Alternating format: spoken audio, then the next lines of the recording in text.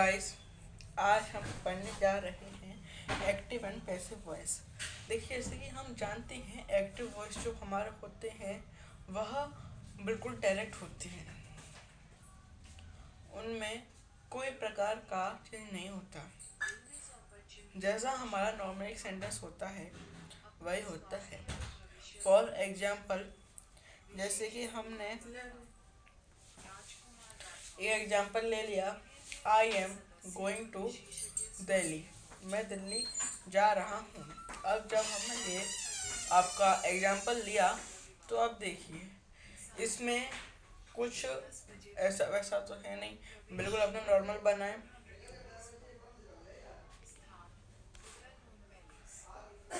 ठीक है। अब अब जब हम इसको करते हैं तो देखिए, इसने वो अब हमने एक अदर एग्जांपल लिया, आई किल दी स्नेक। ठीक है। तो अब जब हमने इसको किया तो the snake is kill by me. Then अब हम यहाँ पे एक नोट है कि the passive voice is made up of the transitive verb. कि पैसिव वॉइस जो है वो ट्रांजिटिव वर्ब के बनते हैं, जैसे कि सब्जेक्ट। अब देखिए, एक्टिव वॉइस जानते हैं एक्टिव वॉइस क्या है।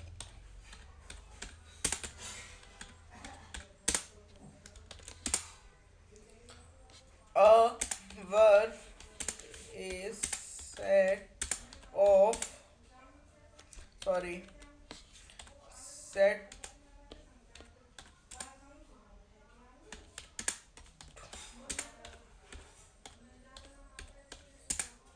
to be in the active voice when the subject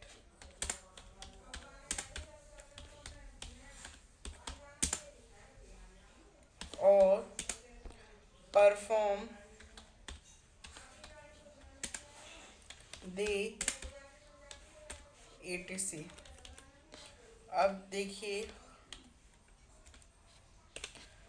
इसमें कह रहा है a verb is said to be in the active voice। क्रिया एक्टिव वॉइस में सेट है जब सब्जेक्ट परफॉर्म करता है। Subject is the principal in the active voice. Subject जो है एक्टिव वॉइस में प्रिंसिपल है। Example, I kill the snake. अब इसमें जो कार्य करने वाला है वो कौन है? आई। आई मीन्स मैं कौन है?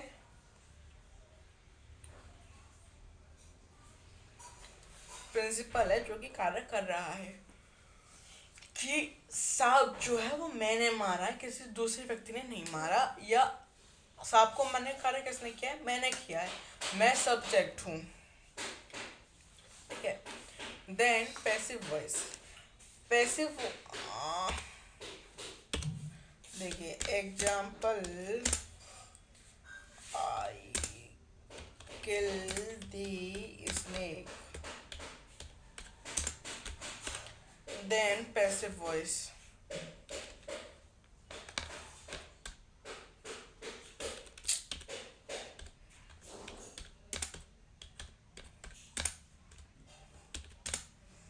a verb is said to be in the passive voice when the subject of the verb is actor upon the action। क्या? A verb is said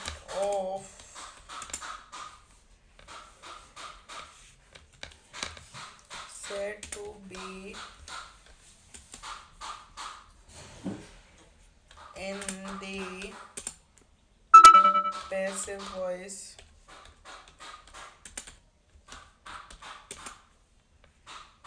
when the subject of the verb is acted upon of the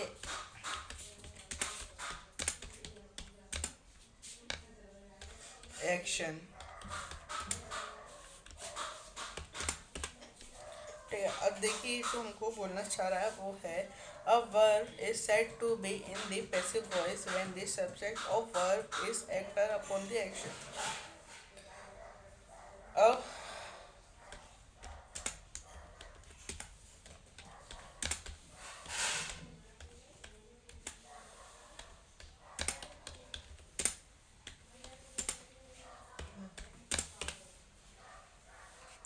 ठीक है, अब देखिए subject जैसे कि you will bit मी, ठीक है, तुम मुझे मारोगे।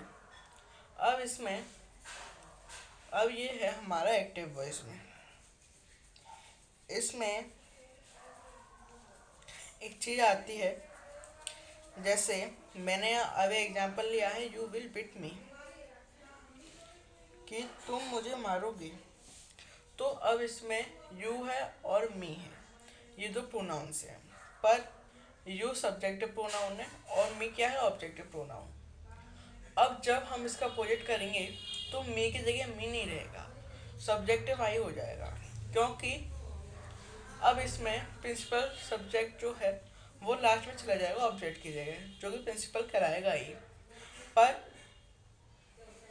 जो आपका ऑब्जेक्ट है वो सब्जेक्ट हो जाएगा। और जब ऑब्जेक्ट सब्जेक्ट होगा तो वो हो जाएगा I will bit by you, मैं तुम्हारे द्वारा मार खाऊंगा, या हाँ मार खाऊंगा, ठीक है। तो जो भी ऑब्जेक्टिव सब्जेक्ट होता है एक्टिव वॉइस में, जब हम उसको पैसिव वॉइस में कन्वर्ट करेंगे तो वो क्या हो जाएगा आपका, तो वो आपका हो जाएगा सब्जेक्टिव। पैसिव में ऑब्जेक्टिव हो जाएगा सब्जेक्टिव और सब्जेक्टिव हो जाएगा objective. Then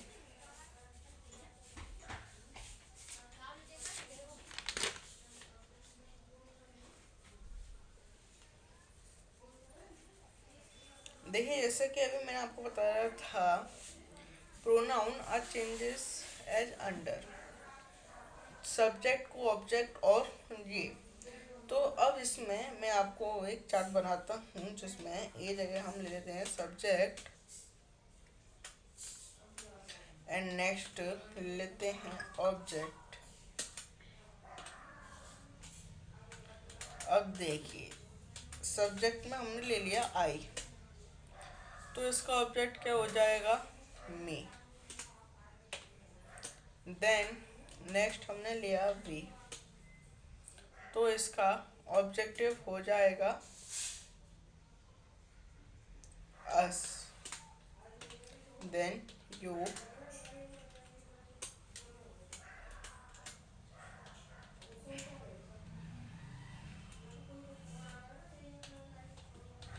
you,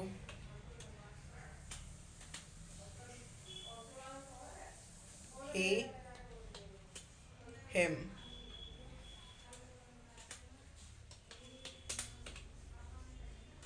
she, her,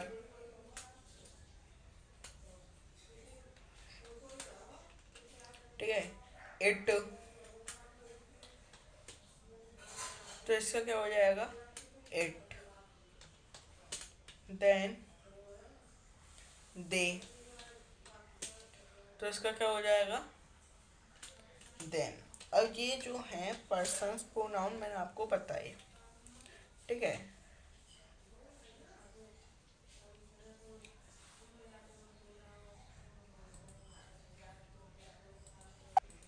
अब जैसे कि हम बात करें आगे बढ़कर, तो देखिए अब जो है मैं वो कुछ बताता हूँ।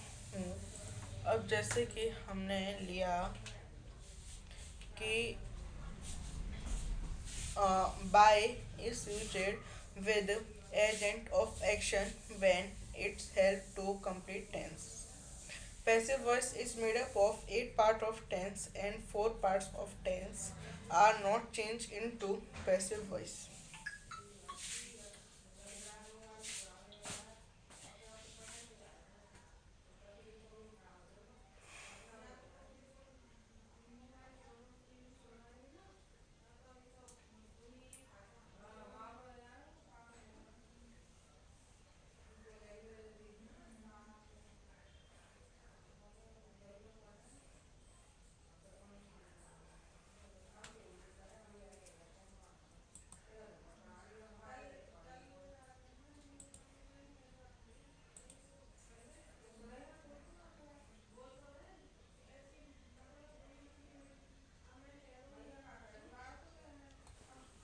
ही eat the fruit.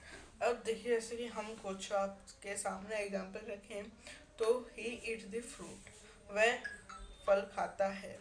The fruit is eaten by him, और फल उसके द्वारा खाए गए। अब देखिए जैसा कि हम जानते हैं टेंस जो होते हैं वो प्रकार होते हैं, उनके 4 प्रकार होते हैं। कौन कौन से? Affirmative, negative, interrogative and interrogative negative. अब देखिए जैसे कि इंटेरोगेटिव और नेगेटिव होते हैं। अब देखिए एफर्मेटिव तो हम जानते हैं सिंपल होते हैं, उनमें कुछ नहीं करना होता हमको, बस आपके सिंपल जो होते हैं वही होते हैं। नेगेटिव में वर्ब हेल्पिंग वर्ब के बाद नॉट लग जाता है। देन इंटेरोगेटिव में हेल्पिंग वर्ब आगे आ जाती है, देन एडिटिव सेंटेंस हो जाता है। फिर नेगेटिव इंटेरोगेटिव नेगेटिव में नेगेटिव हेल्पिंग वर्ब आगे आ जाती है और जो नोट होता है वो सब्जेक्ट के बाद लग जाता है। एंड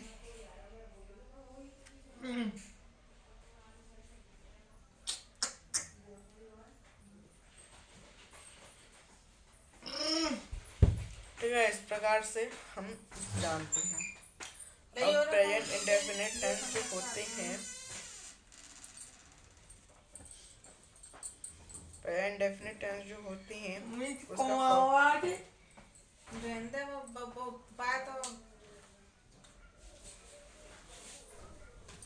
उसका फॉर्मूला है वो है subject plus helping verb is am are plus third form plus by plus object. अब इसमें हेल्पिंग वर्ब में इज एम आर आया होगा, जबकि हम आपके अब दिमाग में ख्याल आया होगा कि इज एम आर तो आपके उस प्रेजेंट कंटिन्यूस के साथ आता है, पर ये तो प्रेजेंट सिंपल है तो इसमें एज एम आर क्यों आ रहा है? सही बात है। तो देखिए प्रेजेंट सिंपल प्रेजेंट कंटिन्यूस में पैसिव वॉइस में दोनों के साथ ही जो है आपका आएगा इज एम आर ई, बट इंडेफिनिट में एम आर हो जाएगा और प्रेजेंट परफेक्ट वो प्रेजेंट कंटिन्यूस में एम आर के साथ बीइंग लग जाएगा। क्या लग जाएगा? बीइंग। जैसे कि हम एक एग्जांपल लें तो हमने लिया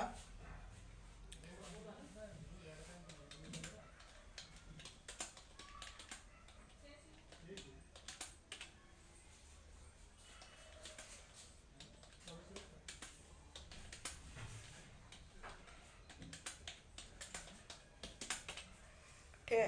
अब हमने ये एग्जांपल लिया प्रेजेंट कंटिन्यूस का, जो कि है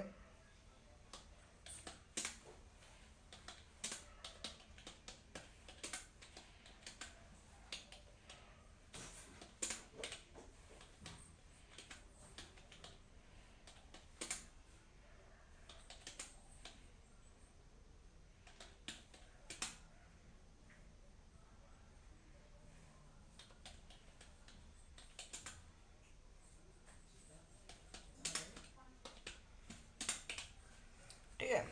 तो अब यह एक एग्जांपल है अब जो आगे का है वो हम कल पढ़ेंगे। जब तक के लिए धन्यवाद।